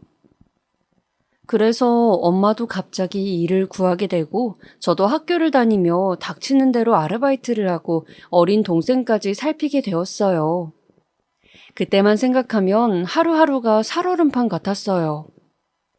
자신감을 잃은 아빠는 근근히 대리기사, 택배기사, 일용직 근로자 일을 하면서 매일 술만 드셨고 엄마는 그런 아빠를 보며 받은 스트레스로 위험을 달고 사셨죠. 아직 초등학생이었던 동생은 부모님 눈치만 보면서 점점 말이 없어졌던 것 같아요. 그 당시 동생의 목소리를 들은 기억이 거의 없는 걸 보면요. 한순간에 생기를 잃은 그때의 우리 가족은 같이 있어도 같이 있기에 불행한 날들의 연속이었어요. 그런 저희를 지옥 속에서 꺼내준 게 바로 할아버지였습니다. 할아버지는 시골에서 농사를 지으시던 분이셨어요. 고향에서 쭉 자라 그곳에서만 거의 한평생을 보내셨죠. 가난한 시골집에서 첫째로 태어나 세상 물정에 대해 아무것도 모르는 순박한 청년이었다던 우리 할아버지. 아주 옛날 어린 저에게 정성스레 깎은 배를 건네주시며 해주신 이야기가 종종 기억이 나요. 할아버지는 친척의 중매로 서울에 사셨던 할머니를 만나서 어린 나이에 결혼을 하셨거든요. 사실 할머니는 할아버지를 처음 만난 날 그 추운 겨울에 얇은 자켓 하나만 걸치고 나온 할아버지가 싫었대요. 하지만 몇 번은 더 만나보자 해서 약속을 잡았는데 그 뒤로 말을 할수록 또 만날수록 순수하고 정 많은 성격이 점점 마음에 드셨대요. 이런 사람이라면 그 아무것도 없는 시골이라도 굶어 죽진 않겠다 싶기도 하고 그래서 할아버지 성품만 믿고 결혼하셨다네요. 막상 시골에 오니 빚도 많고 일도 너무 고돼서 한 달 만에 후회했다곤 하셨지만요. 아빠는 그런 할아버지와 할머니 사이에서 태어난 유일한 외동아들이었어요. 할머니가 농사일로 몸이 약해져서 더 이상 아이를 갖지 못하는 몸이 되셔서 그랬대요. 할아버지는 아마 그게 평생 마음에 짐이셨을 거예요. 할머니는 돌아가시는 날까지 늘 지팡이를 지고 다니셨다고 했거든요. 당신 때문에 산속 마을까지 올라와 고생만 하던 아내를 바라보며 그 당시 얼마나 슬퍼하셨을지 상상해보면 제 마음까지 아려오는 것 같아요. 한 번은 할머니가 버스를 놓쳐서 몇 내부터 집까지 걸어오는데 걱정이 된 할아버지가 산 중턱까지 뛰어내려가서 할머니를 업고 다시 올라왔던 일화도 있었대요. 깊은 밤 그 골짜기를 오르는데 할머니와 도란도란 이야기를 나누느라 한 치 앞도 안 보이는 어둠이 전혀 겁나지 않았다면서요. 정말 대단하지 않나요? 얼마나 거대한 사랑이기에 그렇게 서로를 위하며 살 수 있던 걸까요? 할머니는 그 편찮으신 몸으로도 집안일까지 도맡아 하시고 아빠를 고등학교 때까지 키워내신 후 세상을 떠나셨어요. 평소엔 엄한 편이었지만 그만큼 사랑과 애정도 가득했던 할머니가 떠나고 나서 아빠와 할아버지는 너무나 힘들어 하셨던 것 같아요. 특히 할아버지는 무려 1년간 매일 밤 방에서 홀로 우셨다고 하더라고요. 아마도 할머니에 대한 미안함과 그리움 때문이셨겠죠. 그때부터 할아버지는 아빠만을 바라보며 사셨대요. 그 서투른 손길로 아침마다 아빠의 도시락을 싸고 집안 구석구석을 정리하고 또 농사일을 늘여서 아빠의 학비를 항상 부족함 없이 대셨대요. 할머니가 부재한 자리를 메우기 위해서 무리해가며 필사적으로 이겨내셨던 거죠. 아빠도 할아버지의 노력들과 힘듦을 알기에 열심히 공부했지만 성적이 뜻대로 나오지 않아 고등학교를 졸업하자마자 군대를 가고 제대한 후 바로 취직을 했대요. 직장을 가까운 곳에 구했다지만 그래도 읍내까지 나가야 했기에 산골 마을에서 오가는 게 도통 쉬운 일이 아니었다고 하더라고요. 하나뿐인 아들이 매일 출근 시간보다 1시간 일찍 나가야만 하는 게 마음이 쓰이셨던 할아버지는 땅을 팔아서 읍내에 작은 하숙방을 얻어주셨대요. 덕분에 아빠는 처음 자취란 것도 해보고 편히 직장 생활을 이어갈 수 있었겠죠. 할아버지는 일주일에 한 번씩 아빠 하숙방을 찾아와 집주인에게 당신이 지은 농산물을 주시며 아들에게 따뜻한 밥을 부탁하셨고 아빠에게는 얼마 되지 않은 용돈을 꼬박꼬박 쥐어주셨대요. 아빠는 차마 그 돈을 쓰지 못하겠어서 필요한 만큼은 빼두고 전부 저금을 했었다고 하더라고요. 비록 나중에 사업빚을 갚는 데 다 써버렸다고 했지만요. 아빠에게 어릴 적 이야기를 들으니 제 생각이 많이 났었어요. 저는 대학원까지 진학하고 싶었지만 형편이 어려운 걸 알기에 졸업 후 바로 취직해야 했거든요. 그런 제 마음을 알고 있던 아빠는 원하는 공부를 포기해야만 했던 제가 안쓰러우셨는지 당시 직장 근처로 방을 얻어주셨어요. 아마 엄청 무리했던 거일 텐데 한 번도 내색하지 않으시고요. 당시 어린 마음에 나만의 방이 생긴 걸 기뻐했지만 한편으론 내가 편한 대신 다른 가족들이 고생할 게 마음에 걸려서 몇 달 만에 정리하고 다시 집으로 들어갔긴 했지만요. 아빠도 아마 본인이 고생했던 그때의 기억이 나서 저를 더 챙겨주시려 했던 것 같아요. 직장 일을 하며 돈을 모아온 아빠는 할아버지께 이제 그만 내려와서 같이 살자고 말했대요. 그런데 할아버지는 아직 일을 할 정도로 건강한데 그럴 필요 없다면서 거절하셨대요. 나중에 걷는 게 힘들어지면 그때 내려가겠다고 하시면서요. 아빠는 그 어두운 산골짜기에서 혼자 사는 할아버지가 늘 마음에 걸리셨대요.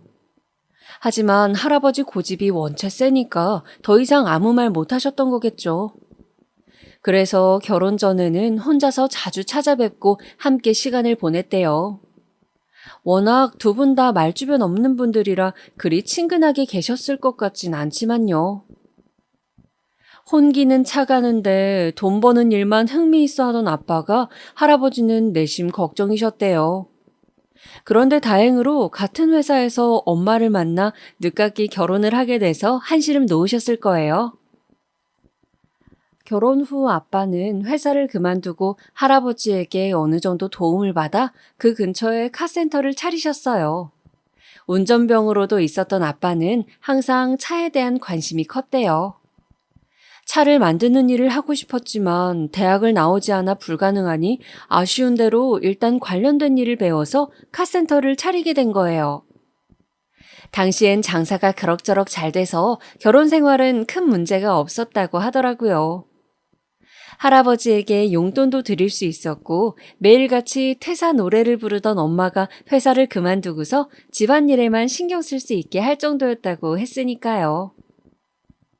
할아버지는 그런 아빠가 대견했는지 때마다 오셔서 하루 종일 앉아있다가 가셨대요. 아빠가 일하는 모습을 멀리서 조용히 지켜보시면서요. 참 한결같은 분이시죠. 저는 초등학교 때부터 할아버지 댁을 오갔어요. 집에서 멀지 않고 때마다 자주 왕래가 오가던 사이이기도 했고 또 무엇보다 저는 할아버지를 좋아했거든요. 할아버지가 저를 강아지라 부르면서 맞이해 주시던 것도 좋고 무슨 말을 해도 허허 웃으며 대답해 주시는 모습이 정답고 좋았어요. 엄마도 받아주지 못한 저의 응석을 언제나 다정하게 웃는 얼굴로 받아주던 할아버지를 전 아마도 죽을 때까지 잊지 못할 거예요. 저는 어릴 적부터 여름이나 겨울방학 때마다 의례적으로 할아버지 집에 가서 일주일씩 머무르다 오곤 했어요. 할아버지가 내어주는 따뜻한 밥을 먹고 저녁엔 뜨끈한 아랫목에 누워서 할아버지 이야기를 듣다가 어떻게든 보탬이 되고 싶어 들로 밭으로 논으로 옮겨가며 일손을 도와드리는 그 시간들이 왜 그렇게 재밌었는지 모르겠어요. 아주 어릴 적엔 할아버지 집에서 살겠다며 떼를 쓴 적도 있었다고 하더라고요. 할아버지는 이런 손녀가 귀찮을 법도 한데 매달마다 아빠한테 전화해서 제가 언제 오는지 확인하셨다고 해요. 한 번은 제가 할아버지 집 앞 밭에서 혼자 흙을 가지고 놀던 중인데 아랫동네에서 키우던 커다란 개가 풀려서 저를 덮쳤었던 기억이 있어요. 반가움에 달려왔던 개는 다행히 절 공격하진 않았지만 저는 너무 놀란 바람에 바로 그 자리에서 울음을 터뜨리고 오줌까지 싸버렸거든요. 어린 마음에 어찌나 무섭고 떨리던지 할아버지가 뛰어와서 떼놓았기에 간신히 진정할 수 있었죠.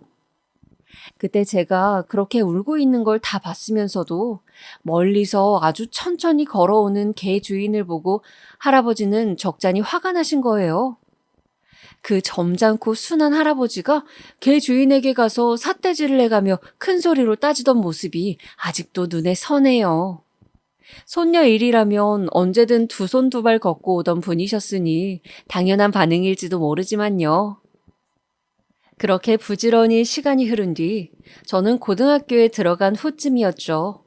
시골에 계시던 할아버지가 그만 다리가 부러지는 사고를 당해서 급히 병원에 간 적이 있어요. 불을 떼기 위해서 산에서 나무를 잘라 옮기다가 그만 언덕에서 그대로 떨어지신 거예요. 할아버지 말로는 밑으로 내려가려면 돌아서 가야 하는데 그게 귀찮아서 바로 언덕 벽을 타고 내려가는 방법을 선택했다고 하더라고요.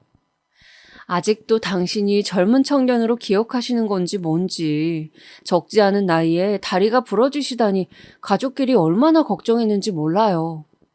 급한 대로 아빠와 전 바로 병원에 갔습니다. 할아버지는 다행히 바로 수술에 들어가셨지만 저희의 놀란 마음은 쉽게 진정되지 않았고요.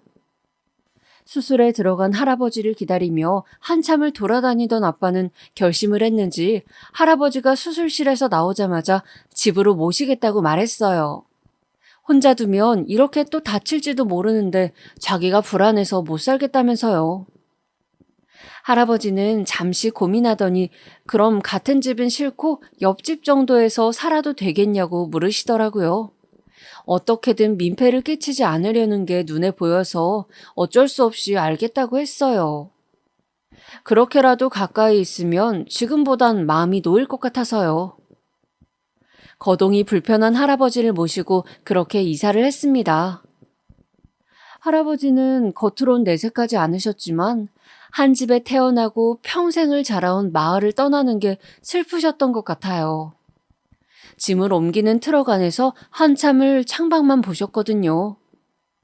아마도 할머니와 함께했던 시간을 기억할 수 있는 유일한 곳이었으니 더욱 그랬을 테고요.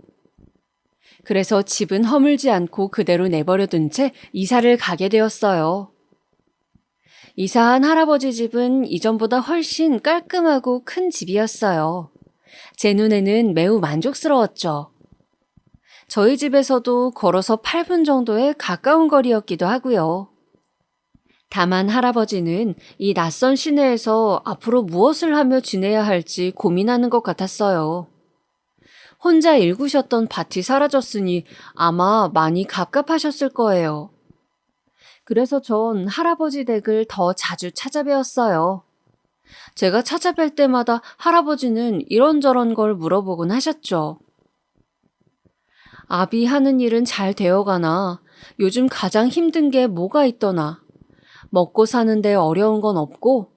네 학교는 언제 졸업하는데? 등등 그런 일상적인 질문들이요. 어렸던 저는 대수롭지 않게 있는 그대로 솔직히 말씀드렸던 것 같아요. 카센터는 그럭저럭 잘 되는 것 같았는데 요즘은 어렵다. 엄마가 가계부 쓰면서 자주 한숨을 쉬신다는 식으로요. 그때마다 이야기를 듣던 할아버지는 생각에 빠지셨는지 아무 말 없이 창밖만 보시곤 했죠. 그렇게 종종 찾아뵈면서 함께 시간을 보낸 지 1년, 2년이 지나고 저는 대학교에 가게 되었죠. 아빠 사업이 잘 안 풀리면서 점점 가세가 기울어질 무렵 할아버지가 갑자기 집에 찾아오셨어요. 저희 집으로 찾아오신 적이 손꼽을 정도로 흔하지 않았는데 말이죠. 그러더니 통장 하나를 내미시더니 집안 살림의 보태라고 말씀하시더군요. 어차피 당신은 나이가 들어 쓸 데도 없고 아빠를 위해 틈틈이 모아둔 거라 재주인 찾아가는 거라고 하시면서요. 아빠는 아무 말 없이 통장만 바라보다가 이러실 필요 없다며 거절하셨어요. 이걸 받으면 마음이 더 불편해서 아버지를 보기가 더 힘들 거라는 이유셨죠. 저는 아빠의 그 선택이 옳다고 생각해요. 비록 집안이 어려운 건 사실이었지만 거동도 어려운 할아버지의 돈까지 받으며 살기엔 너무 염치가 없다고 생각했거든요. 계속된 아빠의 거절에 할아버지는 어쩔 수 없이 돌아가실 수밖에 없었어요. 저는 할아버지가 돈을 쓸데없다는 그 말이 마음에 걸려서 할아버지가 가실 만한 동네 회관이나 안식처를 찾아보았고요. 몇 번 할아버지를 모시고 갔었는데 그 뒤로 가끔씩 동네의 다른 할아버지들과 함께 마시를 다니시는 것 같았어요. 장기도 두고 족구도 하시면서요. 그 후 아빠가 카센터를 접고서 다른 일을 알아보실 때쯤이었어요. 이 소식을 들은 할아버지는 다시 한번 또 집을 찾아오셨습니다. 이번에도 조용히 통장을 내미셨고 별다른 말씀은 없으셨어요. 할아버지의 고향집 땅을 팔고 난 돈이라고만 하셨죠. 아빠가 저희는 방으로 들어가라고 말씀하셔서 그 뒤에 어떻게 됐는지는 자세히 몰라요. 하지만 아빠는 할아버지의 통장을 받으셨던 것 같아요. 그 뒤로 동생이 학원을 새로 등록하고 몇 달간은 일을 안 하고도 전과 같이 지낼 수 있었거든요. 저는 할아버지께 감사하다고 인사드리고 싶었지만 아무 말씀도 못 드렸어요. 왠지 얼굴을 뵙기가 죄송한 마음이 들어서요. 등이 휠 정도로 어렵게 버셨던 돈인 걸 알고 있으니까요. 그래서 아빠와 같이 함께 여행이라도 가자고 말씀드려 보았는데 이젠 조금만 걸어도 온몸이 다 저린다고 하시면서 이렇게 천천히 동네를 걷는 것만으로도 만족하신다고 하시더라고요. 아직도 잘 모르겠어요. 그때 할아버지의 말이 진심이셨는지 아니면 이미 모든 걸 포기하신 채 정해진 대답을 하신 건지. 아무리 핏줄이 섞여 있는 가족이라지만 남처럼 속내를 알기는 어려운 것 같아요. 왜 한번 욕심이 생기면 가지를 뻗듯 끝도 없이 자라나는지 모르겠네요. 일용직을 오갔지만 안정된 일자리로 정착하지 못해 괴로워하던 아빠는 몇 달 후 할아버지를 다시 또 찾아가셨어요. 아마도 그 당시 엄마가 위궤양으로 인한 절제 수술을 받아야 해서 상황이 더 절박했던 것 같아요. 아빠의 계획을 미리 안 엄마는 염치도 없냐며 말리셨지만 아무 대답 없이 듣던 아빠는 그래도 한 번 더 도움을 받기로 하신 거예요. 지금 와서 생각해보면 그때의 아빠는 가장으로서 느낀 무게가 달랐기에 가족을 위해서 어쩔 수 없는 선택을 하신 거겠죠. 할아버지 집을 다녀오신 후 우리 집은 또다시 잠시간의 안정을 되찾을 수 있었어요. 이런 안정이 편하고 익숙해진 건지 아빠는 주기적으로 할아버지 댁에 가실 때도 있었어요. 그럴 때마다 엄마와 아빠의 다툼이 잦았지만 그 또한 어느 순간부터는 점차 사라진 것 같아요. 그렇게 우리 집은 할아버지가 평생을 모아오신 돈으로 수술을 하고 밥을 먹고 책을 사고 옷을 입으면서 지내왔습니다. 처음엔 아빠도 할아버지 댁에 다녀오면 한동안 무기력하고 기운이 없어 보였지만 점점 아무렇지 않은 듯 생활하셨고요. 엄마도 그런 모습이 익숙해진 듯 나중엔 아무 말씀 없으셨죠. 저라고 별반 다를 바 없었어요. 제 몸이 힘들고 마음이 힘드니 돈이 얼마나 중요한 건지 뼈저리게 느꼈거든요. 나중에 갚으면 되지라는 마음으로 현실을 외면한 채 당장의 행운을 누렸던 것 같아요. 참 어리석었죠. 아빠는 몇 년 후 버스 운전기사로 취직하셨습니다. 어찌됐건 자동차에 관한 일이었으니 아빠 스스로도 만족하시는 눈치였어요. 처음 취직하셨을 때는 얼마나 열의를 보이시던지 무리하게 일정을 잡는 탓에 방광염까지 걸리셨어요. 엄마는 수술한 뒤 조금만 일을 하면 쉽게 지치고 기력이 사라져서 해오던 서빙 일도 오래 할 수 없었어요. 아빠는 할머니가 생각나서인지 엄마가 무리하는 걸 절대로 반대하셨고요. 저도 아르바이트를 달고 산다지만 아직 대학교도 졸업하지 못했고 동생도 학원이라 이번에도 결국 아빠가 더 바쁘게 지낼 수밖에 없었어요. 할아버지는 아빠가 일을 시작하고 나서 바빠져 찾아오지 못하니 직접 오시기도 했어요. 전화 한 통 남기고서 찾아오신 후 시장에서 산 귤이나 사과 같은 걸 내미셨어요. 그러고 보니 한 번도 빈손으로 오신 적은 없는 것 같네요. 오랜만에 보는 할아버지의 얼굴이 더 수척해져서 걱정이 되었지만 할아버지는 오히려 제 손을 보면서 왜 이리 거칠어졌냐며 걱정을 하셨죠. 그러면서 아빠가 기사일 시작했다는 걸 들으셨다며 직장을 다녀도 첫 달은 힘들 텐데 필요하지 않겠냔 말과 함께 여지없이 돈 봉투를 내미셨어요. 이 모습을 보고 있던 저는 이제 괜찮다고 다시 가져가시라고 거절했는데 엄마가 아무렇지 않게 와서 감사하다며 그대로 봉투를 가져가는 거예요. 당황한 저는 엄마에게 말했어요. 엄마, 그걸 또 받게? 지원이 넌 나가 있어. 그거 할아버지가 써야 할 생활비야. 엄마도 알잖아. 다시 돌려드리자. 아빠도 곧 월급 나오니까 조금만 참으면 될 텐데 왜 그래? 넌 왜 어른들이 얘기할 때마다 와서 참견하고 훈수질이야? 들어가 있어, 모르면. 엄마와 저의 신경질적인 대화에 할아버지는 눈치가 보이셨는지 금방 가시겠다며 일어나셨어요. 가시고 나서도 엄마와의 말다툼은 계속됐죠. 엄마, 아무래도 이건 아닌 것 같아. 계속 이러는 거 죄송하지도 않아? 얼마 되지도 않는 돈 받는 거 가지고 왜 이렇게 호들갑이야? 본인 쓸 건 알아서 빼두셨을 거야. 나중에 다 갚으면 돼. 그 말만 몇 번째야, 지금? 나라고 마음 편하겠니? 이게 다 누구 때문에 그러는데? 너도 아직 학생이고 윤재도 고등학생인데 들어가는 돈이 얼마인지 알아? 도와주지 못할 거면 가만히 있어. 차갑고 모진 말이었지만 엄마 말이 맞았어요. 잠시 살만해지니 여유가 생겨서 하던 아르바이트들을 그만두었거든요.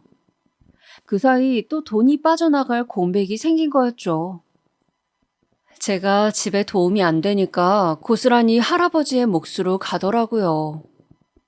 이 집안에서 그런 죄책감을 가질 사람이 나밖에 없다는 생각에 다시 또 돈과의 전쟁을 시작했죠. 그래서 그때부터 어떻게든 취직을 위해 살았던 것 같아요. 빨리 취직해서 집과 할아버지에게 보탬이 되고 싶었으니까요. 하지만 보이는 게 역시 전부는 아닌가 봐요. 그 후로 몇 달을 정신없이 공부하고 준비하며 살았을 때 여느 날처럼 독서실을 다녀온 전 밤늦게 집으로 귀가하고 있었는데요. 오는 길에서 엄마를 봤어요. 거긴 엄마가 일하던 곳도 자주 가던 시내 쪽도 아니었는데 엄마는 아무도 없는 그 버스 정류장에서 혼자 울고 있더라고요. 아이처럼 흐르는 눈물을 두 손으로 연신 닦아내는데 그 모습을 보며 전 아무 말도 할 수 없고 다가갈 수도 없었습니다. 집으로 돌아온 엄마는 아무렇지 않게 저를 맞이했어요. 일찍 다니라면서 들어가셔서 주무셨죠. 그날 엄마는 어떤 마음이었을까요? 그렇게 또 몇 년이 흘렀습니다. 버스 운전을 하던 아빠가 운전 중에 작은 사고를 내셨어요. 다행인지 뭔지 상대 측 책임이 더 큰 사고였죠. 당시 타고 있던 승객은 몇 없었지만 사고로 인해 차량은 크게 훼손되었고요. 그런데 그 책임을 물을 필요가 있다며 감봉이 있을 거란 회사의 압박이 있었나 봐요. 무사고 수당이 있는데 그걸 빌미로 갑자기 한 달 월급치가 삭감되었더라고요. 알아보니 이런 사고 시 기사에게 법적인 책임을 물을 수 없게 되어 있었는데 아마도 회사 측에서 경력과 경험이 없던 아빠를 얕게 보고 일부러 몰아간 것 같았어요. 아빠는 소송을 걸까 하다가 아예 이쪽 일이 끊길까 싶어 결국 회사의 조치를 받아들이기로 하셨습니다. 취직한 이후 술도 끊고 안정을 찾아가던 아빠는 이 일로 많이 힘들어 하셨어요. 직장을 그만두진 않았지만 오히려 계속 일을 다녀야만 했던 상황이 아빠를 더 괴롭고 수치스럽게 만들었던 것 같아요. 상심이 큰 탓에 그 후로 점차 부정적이고 비관적으로 변해가셨죠. 저도 그때 이후로 아빠와 멀어지기 시작했고요. 말수도 없고 순박했던 아빠는 이제 말끝마다 자신을 무시하는 거냐며 시비를 거는 게 일상이 됐고 욕설도 서슴지 않았어요. 어느 하루는 아빠가 퇴근하셨는데 제가 인사하는 걸 못 보셨는지 다짜고짜 술 냄새를 풍기며 절 잡고 소리치더라고요. 하루 종일 밖에서 고생고생하며 일하다 들어온 아빠한테 넌 인사도 안 하니? 뭔 소리야. 아까 했잖아. 신발 벗고 있을 때 한 거라 못 봤나 보지. 뭔 소리야? 나한테 지금 뭔 소리야라고 했어? 지금 말 그렇게밖에 못하지? 이런 식으로 매번 말꼬리 잡고 화내고를 반복했고 나중에 전 아예 말을 안 섞게 되었어요. 그 편이 서로에게 더 좋을 것 같았거든요. 저와 아빠 사이가 안 좋아지니 엄마와 동생도 덩달아 말이 사라졌고요. 가족들 마음을 불편하게 만들 생각은 없었지만 변명을 하자면 저도 갓 취직하고 몸도 마음도 힘든 터라 그런 걸 신경 쓸 겨를이 없었어요. 공기조차 차갑게 내려앉은 날들이 계속해서 반복되던 차에 아빠의 생신날이 되었어요. 대학생이 된 동생을 제외하고 집에서 같이 밥이나 먹자며 모였습니다. 아직까지 아빠와 저의 사이가 좋지 않았기에 엄마는 어떻게든 분위기를 풀기 위해 애쓰시는 중이었어요. 하지만 전 아직도 마음이 불편해서 내키지 않아 했죠.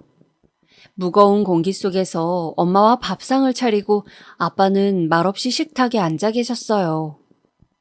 그때의 분위기만 보자면 절대로 화해할 수 없는, 가까워질 수 없는 적군이 모여있는 그런 느낌이었죠. 그런데 그때 할아버지가 집으로 찾아오셨습니다. 아빠, 저, 엄마는 갑작스러운 할아버지의 방문에 당황해하고 있었죠. 할아버지는 못 뵌 사이 거동이 더 불편해진 것 같았어요. 오른쪽 다리를 절고 계시더라고요. 그래서 제가 걸음을 부축하며 물었어요. 할아버지, 오른쪽 다리 불편해 보이는데 왜 그래요? 무슨 일 있었어요? 별일 아니다. 얼마 안 됐지. 저번에 그 산 중턱에서 뛰어내려갔다 오면서 그렇게 된 거다. 산 중턱? 어디 산이요? 언제 다녀오셨는데요? 벌써 까먹었나? 네 할미 데리고 온달 말이야. 큰 거 아니래도 내리막에서 돌부리에 삔 거다. 그 말을 듣는데 한순간 저희 가족은 전부 말을 잃었어요. 할아버지는 그런 우리를 못 본 건지 아무렇지 않게 불편한 다리를 이끌고 거실 소파로 가서 앉으시더라고요. 놀란 저는 말을 더듬으며 다시 또 물었죠. 그게 무슨 소리예요, 할아버지? 할머니 말하는 거예요? 그럼 또 네 할미가 누가 있겠나? 내가 마음이 급해서 그러다 실수한 거니까 신경들 쓰지 말고. 그나저나 아비는 일하러 갔고 일이 얼마나 바쁜 건지 도통 얼굴을 볼 수가 없네.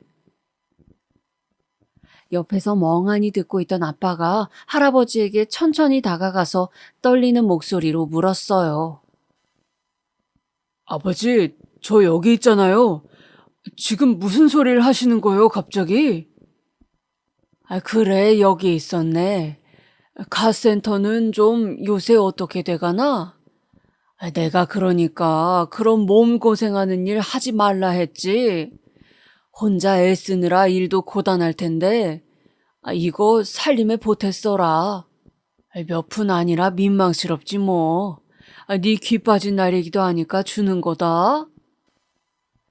할아버지는 잠바 주머니에서 꼬깃꼬깃한 흰 봉투 하나를 꺼내서 아빠한테 쥐어주셨어요. 아빠는 떨리는 손으로 봉투를 받아 조용히 열어보았죠. 그 속엔 오랫동안 가지고 있었던 것 같은 10,000원짜리 몇 장이 들어있었습니다. 이를 본 아빠는 잠시 동안 멍하니 앉아있더니 처음으로 우리 앞에서 펑펑 우셨어요. 할아버지가 준 봉투를 손에 꼭 쥐고요. 아버지, 아빠, 아빠. 할아버지의 치매 증세는 아주 빠르게 점점 더 심해졌어요. 당신 집을 찾지 못해 경찰서에서 때마다 전화 오는 건 일도 아니었고, 갑자기 길을 가다 모르는 사람들에게 큰 소리를 치며 화를 내서 싸움이 나기도 하고, 마트에서 음료수를 훔치거나 안방 옷장에 틀어박혀 하루 종일 한 발짝도 안 나오시는 날도 있었죠. 우리 가족은 팔을 걷어붙이고 나서서 할아버지를 보살피려 했지만 쉽지 않았습니다. 한 번은 동생이 할아버지 식사를 준비하러 갔는데 뒤에서 물을 뿌려서 물에 빠진 생쥐 마냥 돌아온 적도 있었죠. 그래도 이런 일들은 다 견딜만 했어요. 어떻게든 참으면 수습이 가능한 일들이었으니까요. 하지만 제일 참을 수 없는 건 할아버지가 저희를 잊어간다는 사실이었습니다. 제가 눈앞에 있는데도 손녀딸을 찾고 가족들이 때마다 교대로 할아버지를 찾아뵈어도 당신을 두고 전부 멀리 도망가 버렸다며 애처럼 엉엉 울기도 하시고요. 사랑하는 할아버지가 나에 대한 기억을 지워간다는 건 정말이지 너무 마음 아픈 일이었어요. 하루는 할아버지 집에 가서 청소를 해드리는데 거실 한켠에 이불로 무언가 덮어둔 거예요. 들춰보니 웬 박스들이 모아져 있더라고요. 알고 보니 사실 할아버지는 파지 줍는 일을 하고 계셨대요. 거동도 불편하시면서 마실 다니는 것만으로도 충분하다고 하셨으면서 그렇게 몰래 일을 해오셨던 거예요. 우리한텐 그렇게 매번 봉투를 건네시면서 당신이 쓸 돈을 벌기 위해 하루 종일 이곳저곳을 떠도신 거겠죠. 그런데 치매로 인해서 어려워지자 일은 그만두었는데 그때의 습관이 남아있는 건지 파지만 보면 집으로 가져오시는 겁니다. 쓸데도 없이 이렇게 한 구석에 모아두고 있는데 그게 할아버지의 기억 같더라고요. 할아버지가 머릿속 어딘가 떠도는 기억들을 하나씩 집어다가 뒤죽박죽 섞어서 모아두고 있는 것 같았어요. 아마 저에 대한 기억도 그 깊은 어딘가에 있을 테니까 언젠가 할아버지가 집어올 거라는 희망으로 버텼습니다. 우리 가족은 그 슬픔과 희망을 오가며 한 달, 2달, 그렇게 1년 가까이 할아버지를 보살피고 있었습니다. 그 정성 때문인지 할아버지는 간간히 기억이 돌아오셔서 우리의 이름을 부르거나 아무 말 없이 그저 고맙다는 말만 계속 되뇌시기도 했어요. 그럼 우리 가족 모두 울음바다가 되었죠. 여느 날과 같던 어느 날 아빠가 집으로 할아버지를 모셔온 날이었어요. 더 이상 할아버지를 혼자 두기가 어려워지자 밤이 되면 모셔와서 안방에 아빠와 함께 주무시기로 했거든요. 엄마는 제 방에서 자고요. 그런데 그날따라 잠들기 전 할아버지가 역정을 내시는 겁니다. 본인에게 인사를 안 했다느니 너는 누구냐느니 고래고래 싸우는 소리가 안방을 넘어 제 방까지 들려왔죠. 제가 말려볼까 가봤지만 아빠는 저에게 그냥 들어가라면서 소리치셨죠. 새벽까지 고성방가가 이어지고 아빠는 할아버지를 간신히 재울 수 있었어요. 그리고선 제 방에서 주무시던 엄마를 부르셨죠. 저도 잠결에 일어나 거실에서 들리는 부모님 말씀을 엿들었습니다. 쉽지 않은 선택이지만 이젠 결단을 내려야겠어. 더는 못해. 아버지 한 명을 상대하는데 이렇게 매번 내 식구가 매달려서 살 순 없는 거잖아. 못하겠으면 어쩌게. 다른 방도가 없잖아, 여보.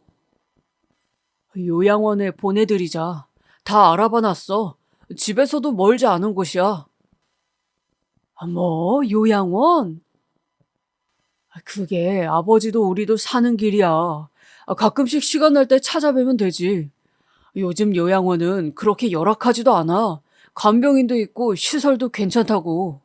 어쩔 수 없으니 처음엔 작은 방에 머무셔야겠지만 나중에 돈 좀 모이면 그때 큰 방으로 옮겨드리자고.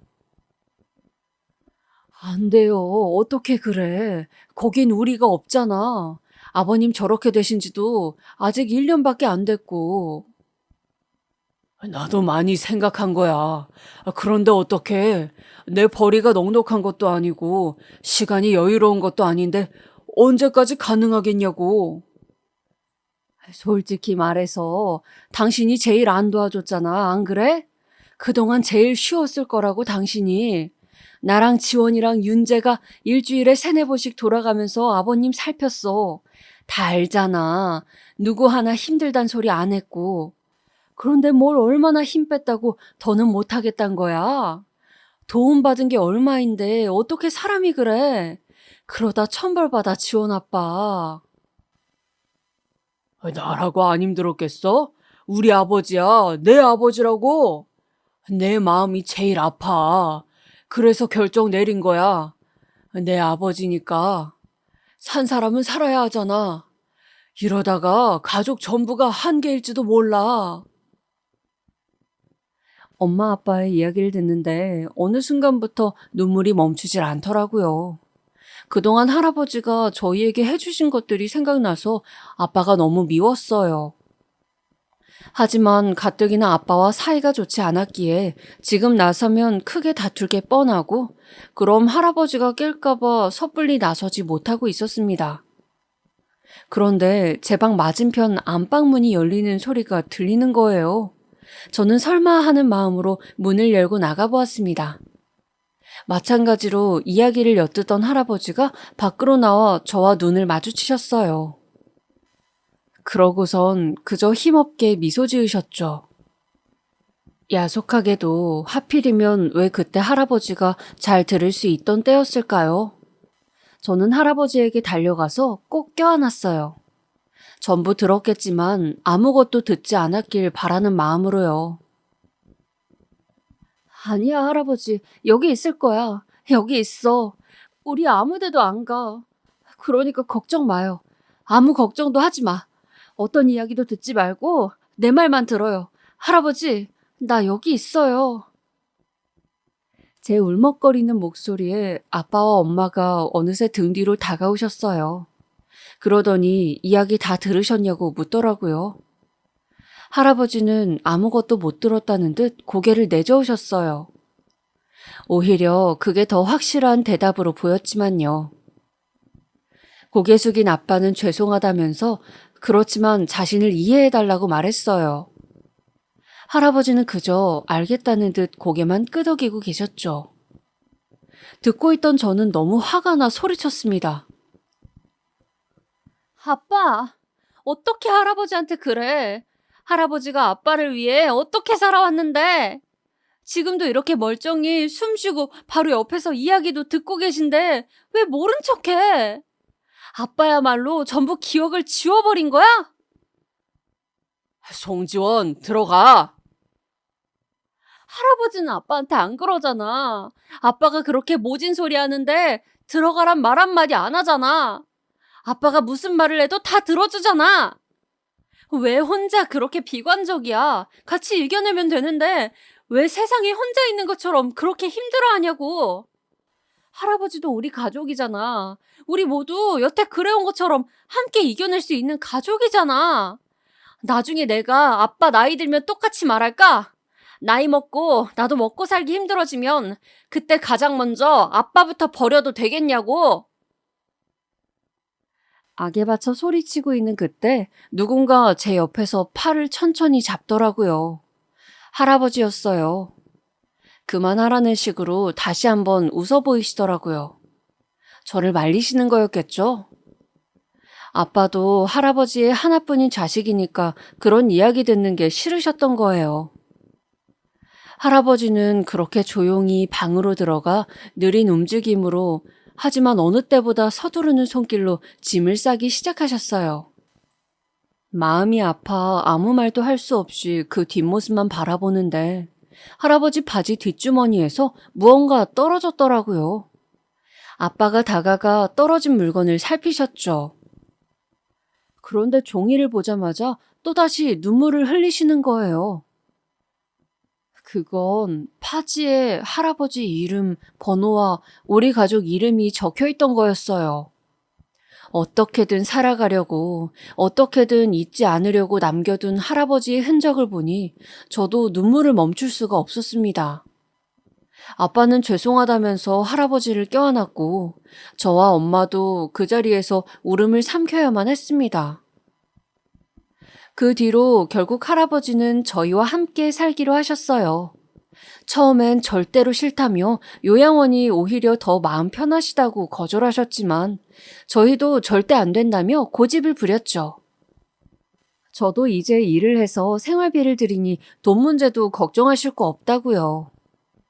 할아버지는 감성도 풍부해지신 건지 때때로 고개를 뒤로 하고 눈물을 보이셨지만 저까지 울면 안 될 것 같아서 어떻게든 웃으려고 노력 중이에요. 제 삶도 열심히 꾸려나가면서 할아버지와의 시간도 소중하게 보내고 싶어요. 아무리 애써도 우리들에게 베푸셨던 그 사랑만큼까진 안 되겠지만 그래도 천천히 갚아나가려고 합니다. 엄마는 건강이 조금 나아져서 짧은 시간으로나마 다시 음식점에서 일을 시작하셨어요.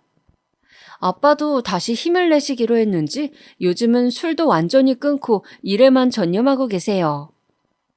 할아버지가 계시니 저녁 때는 어떻게든 다 같이 식사를 하려고 노력하고요. 할아버지가 그동안 적적하셨을까봐 각자 돌아가면서 오늘 하루 있었던 일을 이야기하는 게 당연한 수순이 되었고요. 전 요새 면허를 새로 따서 할아버지를 차로 모시고 근교 이곳저곳에 가보고 있어요. 때로는 엄마와 때로는 아빠와 동행하면서요. 가도 왜 이렇게 새로운 곳이 많은지 한평생 이 도시에서 벗어난 적 없는 분이라 낯선 곳에 가는 게 두려우신 것 같지만 그래도 점점 더 좋아하시는 것 같긴 해요. 요새는 제가 쉬는 날엔 뭐 하냐고 슬쩍 먼저 말을 꺼내시는 날도 있으니까요. 걷는 게 불편하시지만 함께라면 느리지만 가뿐히 나아가실 수 있겠죠. 전 아직 어리고 할아버지가 걸어온 길에 반보다도 안 되는 시간을 살아왔지만 이제는 삶의 의미를 조금 알 것 같아요. 저에게 살아가는 의미가 있다면 이렇게 사랑하는 사람들과 지나쳐온 길은 마음속에 되새기고 앞으로 나아갈 길을 느린 걸음으로 하지만 같은 속도로 편안히 살피며 나아가는 게 아닐까 싶어요. 남은 시간 동안 우리 가족과 그렇게 손잡고 걸어가 보려고 합니다. 여러분도 올해는 가족과 더 마주하고 더 이야기 나누고 더 솔직하게 사랑을 베푸는 한 해가 되셨으면 좋겠습니다. 아주 천천히 느린 걸음이라도 괜찮으니 말이죠.